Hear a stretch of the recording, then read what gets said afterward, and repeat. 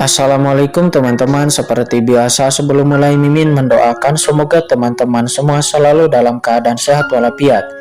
Oke, kali ini kita akan melanjutkan Martial Master versi novel bagian 1772. Bagi yang baru bergabung, selamat bergabung, dan bagi yang belum subscribe dulu lah agar Mimin tambah semangat lagi nih bikin videonya. Oke, kalau sudah kita langsung masuk ke isi ceritanya.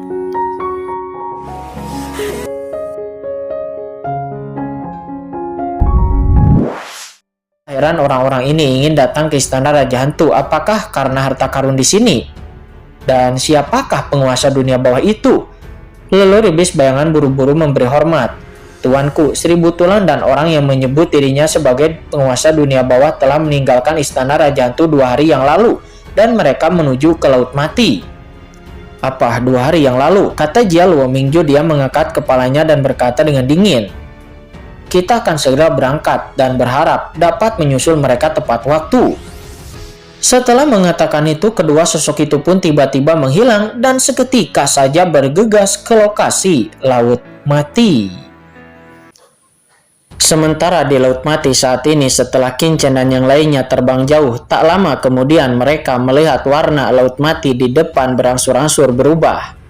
Jika Laut Mati yang awalnya berwarna hitam muda, maka Laut Mati saat ini berwarna hitam pekat, seolah-olah sepotong besar tinta telah menyatu dengan lautan, mewarnai lautan menjadi hitam pekat. Tuanku, Laut Mati ada di depan kita, kata iblis tua Xuan Gui. Dia datang ke sisi Qin Chen dan berkata dengan hormat. Kedalaman Laut Mati, menatap Laut Mati hitam pekat di depannya, mata Qin Chen menjadi serius. Sebelum dia memasuki laut dalam, dia sudah bisa merasakan bahwa aura yang terkandung di Laut Mati di depannya jelas jauh lebih mengerikan daripada di luar tempat mereka berada sebelumnya. Dan bahkan ada celah yang jelas di antara keduanya, seolah-olah mereka terpisah. Butuh waktu lama bagiku untuk terbang ke laut dalam. Sepertinya ukuran Laut Mati tidak dapat dipercaya, kata Seribu Tulang. Dia memandang iblis tua Xuan Gui. Lalu Xuan Gui, di mana wilayah terlalang Laut Mati yang kamu katakan dapat meninggalkan tanah telantar? Iblis tua Xuan Gui buru-buru menangkupkan tangannya dan berkata, Tuanku, Senior Seribu Tulang, kalau begitu, area terlarang Laut Mati terletak di inti terdalam Laut Mati. Laut Mati sebenarnya terbagi menjadi 3 area. Satu adalah laut luar. Niat membunuh di laut luar tidak terlalu kuat. Kultivator biasa bahkan dapat masuk dan menjelajah. Tetapi tidak ada yang istimewa di laut terbuka. Meskipun tidak berbahaya, namun tidak ada harta karun dan hanya ada sedikit binatang hantu. Seribu Tulang yang mendengarnya mengerutkan kening. Tunggu, laut luar tidak berbahaya. Lalu 2 kultivator yang kita lihat sebelumnya. Ya, kedua kultivator sebelumnya sepertinya telah mencapai tingkat transenden tingkat 2. Dan mereka seharusnya datang ke laut luar dari laut dalam. Iblis tua Xuan Gui berhenti sejenak dan melanjutkan. Tetapi laut dalam berbeda. Itu berbahaya beberapa kali lebih mengerikan daripada laut luar. Tidak hanya bisa membunuh ahli kuat, tetapi juga sering ada berbagai bencana dan juga binatang hantu di laut dalam. Iblis tua Xuan Gui menjelaskan, binatang hantu itu adalah binatang hantu unik di Laut Mati. Jatuhkan mereka, mungkin dapatkan juga kristal jiwa yang terkondensasi di dalam tubuhnya dan memurnikan kristal jiwa. Niat membunuh ini dapat digunakan untuk memahami dan meningkatkan ketahanan terhadap Laut Mati. Selain itu, karena perubahan ribuan tahun yang tak terhitung jumlahnya, masih ada beberapa serpihan niat membunuh yang terkondensasi di bawah dasar Laut Mati. Jika Anda masuk jauh ke dasar Laut Mati, maka Anda dapat menemukan serpihan niat membunuh ini. Dan juga itu bisa menyelam ke dasar. Mendengar itu, Seribu Tulang tiba-tiba bertanya, bisakah Laut Mati ini menyelam ke dasar? Iblis tua Xuan Gui mengangguk. Tentu saja, alasan mengapa air Laut Mati disebut Laut Mati itu adalah karena itu terdiri dari air laut yang tak terhitung jumlahnya. Jadi tentu saja bisa menyelam ke dasar. Tapi bukankah itu akan terkikis oleh niat membunuh di Laut Mati? Tanya Seribu Tulang lagi. Segera iblis tua Xuan Gui pun kembali menjelaskan kepada Seribu Tulang. Sementara di samping, Qin Chen nampak yang mendengarnya mengangguk. Meskipun dia memiliki beberapa pemahaman tentang hal-hal ini, Namun ini adalah pertama kalinya Qin-Chen datang langsung ke laut dalam laut mati. Jadi Qin-Chen memiliki pemahaman intuitif dalam sekejap. Lalu area telarang laut mati yang kamu katakan dapat meninggalkan tanah telantar itu terletak jauh di dalam kedalaman laut dalam? Tanya Qin-Chen. Ya, harus dikatakan bahwa itu terletak di inti jauh di laut dalam. Iblis tua Xuan Gui terus menjelaskan, laut dalam adalah laut dalam dan inti adalah inti. Dan dengan penjelasan dari iblis tua Xuan Gui, Qin-Chen juga secara bertahap memahami struktur laut mati. Laut mati dibagi menjadi 3 area, yaitu laut luar, laut dalam, dan inti laut dalam. Alasan pembagian seperti itu sepenuhnya didasarkan pada intensitas niat membunuh. Di laut luar, beberapa kultivator biasa dapat masuk selama mereka tidak tinggal terlalu lama. Bahkan kultivator yang berada di bawah ranah transendensi pun dapat masuk dan berlatih untuk sementara waktu. Sementara laut dalam itu jauh lebih berbahaya. Bahkan ahli kuat yang telah melampaui level kedua transenden akan menghadapi bahaya besar jika dia masuk. Hanya ahli kuat di level transenden tingkat 3 yang jauh lebih aman. Dan tempat inti itu adalah tempat paling menakutkan di laut mati, dan itu adalah penghalang yang mencegah banyak master zona terlarang untuk meninggalkan laut mati. Tidak ada yang tahu seberapa besar inti laut mati itu, tetapi yang pasti tidak ada seorang pun yang dapat menembusnya sepenuhnya. Bahkan penguasa zona terlarang teratas dari tanah telantar tidak dapat dengan gegabah menerobos inti laut mati. Dan bahkan setelah waktu yang lama itu juga akan jatuh ke dalamnya dan tidak dapat keluar hidup-hidup. Sejauh ini tidak ada orang kuat sejati yang mampu menjelajahi apa yang ada dan terletak di dalam inti laut dalam. Akan tetapi dikatakan ketika penguasa area terlarang berlatih di luar area inti laut dalam, dia secara tidak sengaja menemukan sebuah lorong yang mengarah ke kedalaman area inti. Niat membunuh di lorong itu sebenarnya telah banyak melemah dan dapat menembus jauh ke dalam inti. Merasa gembira, pemilik area terlarang itu segera menyusuri lorong dan menemukan pusaran air laut jauh di dalam inti tempat telantar ini.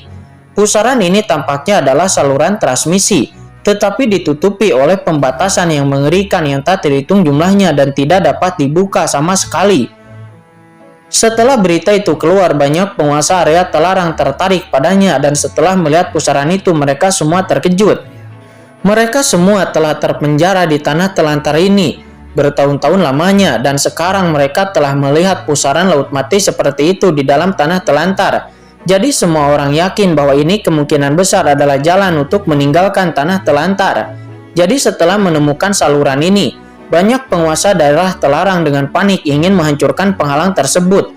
Akan tetapi mereka menemukan bahwa tidak peduli bagaimana mereka ingin memecahkannya, mereka tidak dapat membuka penghalang tersebut sama sekali. Sebaliknya, mereka secara tidak sengaja menemukan bahwa penghalang pusaran air dapat menyerap kekuatan jiwa.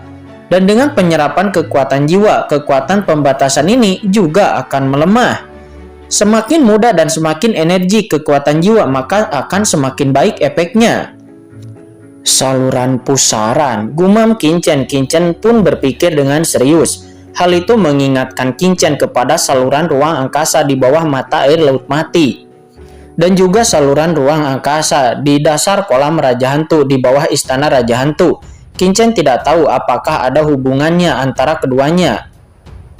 Tuan Muda Chen, meskipun daratan inti itu menakutkan, namun itu hanya untuk mereka yang memiliki transenden tingkat 3 biasa. Setelah aku menguasai laut mati, mungkin aku akan dapat meninggalkan tanah telantar ini jika aku masuk jauh ke daratan inti.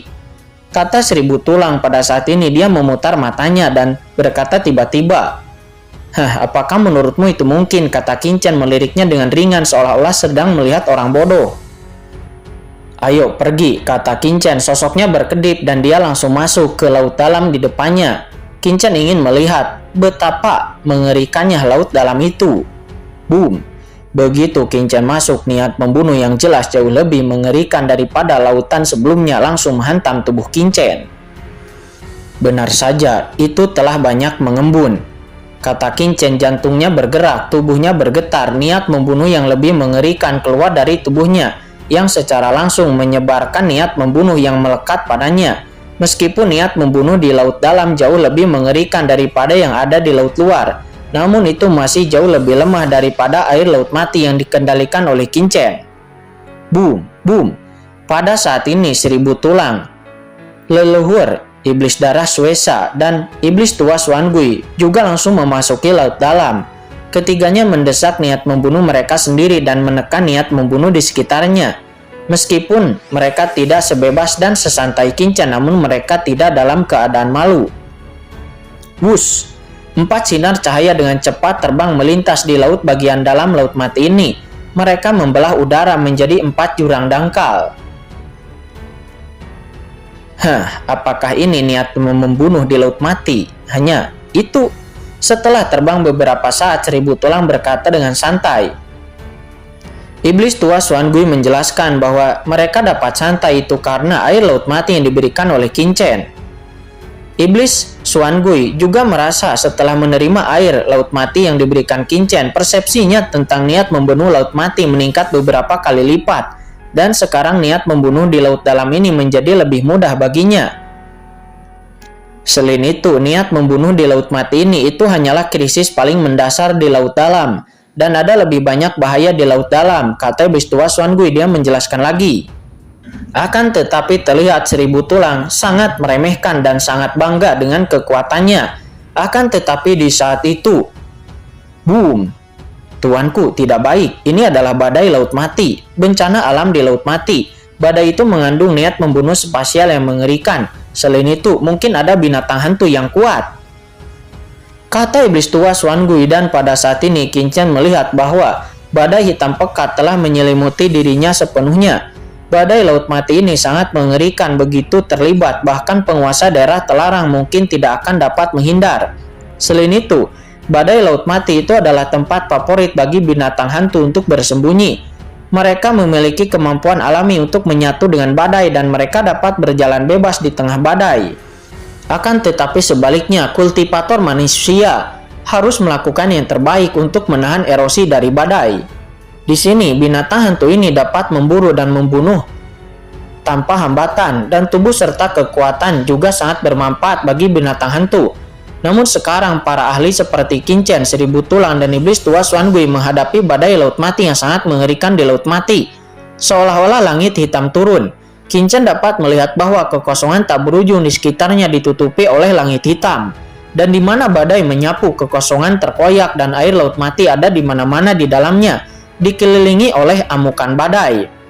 Badai meraung, tidak ada cahaya di dunia ini, dan duar. Badai yang mengerikan menyelimuti Qin-Chen dan yang lainnya dalam sekejap. Tiba-tiba niat membunuh yang mengerikan menyerbu, dan Qin-Chen juga yang lainnya seketika mengaktifkan kekuatan magis mereka untuk menahan invasi niat membunuh yang mengerikan ini. Yang paling santai di antara mereka tentu saja adalah Qin-Chen. Meskipun badai laut mati ini menakutkan, namun ia masih memiliki celah tertentu dibandingkan dengan mata air laut mati. Niat membunuh ini menyerangnya dan langsung membuat ledakan tak terkendali. Tidak bertahan sama sekali. Itu sama sekali tidak dapat melukai tubuh fisiknya. Meskipun 1000 tulang tidak terbiasa dengan laut mati, namun dia memiliki tingkat kultivasi tertinggi. Setelah melahap jiwa para penguasa seperti Dewa Kematian dan yang lainnya, dia telah pulih jiwanya hingga 50-60%. Domain tulangnya itu menimpanya, tetapi hanya ada jejak terakhir yang tersisa. Adapun leluhur hantu iblis darah Suehe dan iblis tua Xuangui, mereka juga tidak semudah itu. Keduanya mendesak air laut mati yang diberikan oleh Qin-Chen untuk membentuk perisai pertahanan di sekitarnya, mencoba yang terbaik untuk menahan erosi dari badai. Berderak. Banyak badai menerjang mereka berdua dan leluhur hantu iblis darah tiba-tiba mengeluarkan suara mendesis. Tubuh lautan darahnya sangat kuat di luar, tetapi akan sangat dibatasi di laut mati. Karena semakin besar tubuhnya, maka akan semakin kuat pula badai laut mati yang menyerangnya. Dan jangkauan serangannya juga akan lebih besar. Jangkauan yang akan terkikis oleh niat membunuh laut mati itu lebih besar, jadi dia hanya bisa berubah menjadi bentuk manusia normal untuk melawan. Oleh karena itu, dibandingkan dengan para penguasa daerah terlarang seperti iblis tua Xuangui dan Raja Hantu Shenming, leluhur hantu iblis darah jarang masuk ke laut mati. Dan oleh karena itu, dia hanya berada di daratan. Akan tetapi yang mengejutkan, leluhur hantu iblis darah dan iblis tua Xuan Gui setelah mereka menggunakan air laut mati yang diberikan oleh Qin Chen untuk melawan, mereka menemukan bahwa kerusakan badai laut mati pada mereka telah banyak melemah. Air laut mati yang diberikan oleh tuanku luar biasa. Mereka berdua sangat terkejut, terutama iblis tua Xuan Gui, karena ini bukan pertama kalinya dia menghadapi badai laut mati ini. Raja Hantu Shen Ming melawan dengan susah payah dan melarikan diri waktu itu dengan susah payah, namun kali ini dia benar-benar merasa sedikit santai. Mengikuti tuanku Qin Chen itu merupakan masa depan yang cerah. Akan tetapi ketika iblis tua Xuan Gui terkejut, tiba-tiba terdengar geraman pelan yang samar. Iblis tua Xuan Gui mendongak dan melihat sebuah bayangan hitam yang tak terhitung jumlahnya menjulang di tengah badai. Tuanku, hati-hati, itu adalah binatang hantu. Iblis tua Xuan Gui buru-buru berseru. Dia segera memobilisasi domain hantu misteriusnya sendiri dan membentuk pertahanan di sekelilingnya. Sementara Qin Chen dia mendongak dan sekilas Qin Chen bisa melihat bahwa bayangan hitam dari badai laut mati itu semuanya adalah ikan-ikan aneh yang ganjil. Semuanya jenisnya aneh, jahat, dan juga kuat. Beberapa saling membunuh dan beberapa menemukan ikan di tengah badai. Dalam sekejap mereka menyerbu dan membantai. Boom, boom. Binatang hantu ikan yang padat itu langsung membentuk badai kelompok yang menakutkan dan menyapu ke arah Qin Chen dan yang lainnya. Qin Chen dan kelompoknya semuanya adalah ahli teratas yang tak tertandingi. Napas dunia bawah yang keluar dari tubuh mereka seperti cahaya terang di tengah badai yang gelap, dan seketika itu menarik perhatian dari binatang hantu. Bahkan di laut di bawahnya ada beberapa binatang hantu tirani yang memproyeksikan pikiran ilahi mereka ke atas. Boom! Binatang hantu yang padat itu sangat cepat bercampur dalam badai, seperti belalang yang mengalir di atas langit menutupi langit. Semua jenis aura pembunuh yang aneh muncul dan kekuatan supernatural alami dari binatang hantu itu sendiri membentuk serangan yang mengerikan, yang membuat Qin Chen dan yang lainnya benar-benar tertutupi. Hal pertama yang menyerbu itu nampak adalah sekelompok ikan aneh dengan tubuh hitam pekat dan tanduk hitam tajam di kepala mereka. Semua ikan aneh ini memiliki kepala ikan dan tubuh manusia, dan cahaya hitam melonjak di sekujur tubuh mereka dengan niat membunuh yang melonjak melintasi kehampaan, dan ada bilah tajam di kehampaan yang tak terhitung jumlahnya. Tuanku, hati-hati, itu adalah kawanan binatang kehampaan bertanduk hitam, kata iblis tua Xuan Gui. Dia meraung dan hendak menyerbu ke depan Qin Chen. Meskipun tingkat kultivasi binatang buas bertanduk hitam ini tidak tinggi, namun jumlahnya terlalu banyak, berdesakan rapat seperti belalang, hampir tak terhitung jumlahnya. Bahkan jika ahli teratas tingkat master dari area terlarang dibom, maka dia akan terluka parah dan bahkan akan dipenggal di tempat. Tidak apa-apa, serangan ini tidak dapat melukaiku. Biarkan aku melihat apa yang mampu dilakukan binatang buas hantu ini, kata Qin Chen. Dia berbicara dengan acuh tak acuh dan melangkah maju tanpa perlindungan dari iblis tua Xuan Gui. Qin Chen menggelengkan kepalanya dan melayangkan tinju keluar secara langsung. Dengan suara keras, pusaran yang tak terhitung jumlahnya muncul dan langsung meledakkan kekuatan supernatural dari binatang buas bertanduk hitam itu.